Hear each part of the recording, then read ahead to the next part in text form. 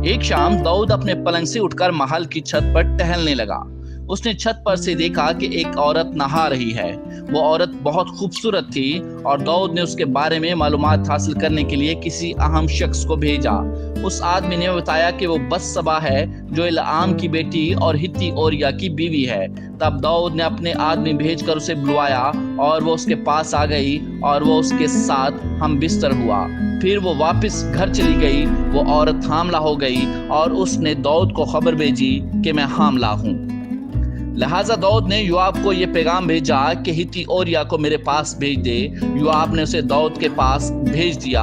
फिर दाऊद ने ओरिया से कहा कि अपने घर जा और अपने पांव धोकर आराम कर। लेकिन ओरिया महल के मदखल पर ही अपने मालिक के सब खादमों के साथ सो गया और अपने घर ना गया।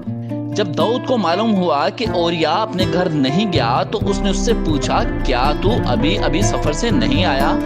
तू अपने घर क्यों नहीं गया?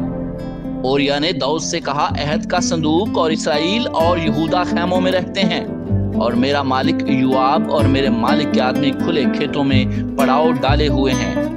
भला मैं किस तरह खाने पीने और अपनी बीवी के साथ सोने के लिए घर जा सकता हूँ? तेरी हयात की कसम, मैं ऐसा काम नहीं करूंगा। सुबह को दाऊद ने योआब के नाम एक खत लिखा और उसे ओरिया के हाथ भेजा। उस खत में उसने लिखा कि ओरिया को महाज़े जंग की अगली सफ में रखना जहां सख्त लड़ाई जारी हो और फिर उसके पीछे से हट जाना ताकि वो बुरी तरह जख्मी हो और अपनी जान से हाथ धो बैठे। लिहाजा योआब ने शहर का मुहासरा कर लिया तो उसने ओरिया को ऐसी जगह रखा जहां उसे मालूम था कि बड़े बहादुर आदमी शहर का दिफा कर रहे हैं। जब उस शहर के आदमी बाहर निकलकर योआब के खिलाफ लड़े तो दाऊद की फौज के कुछ आदमी मारे गए और हित्ती ओरिया भी मारा गया।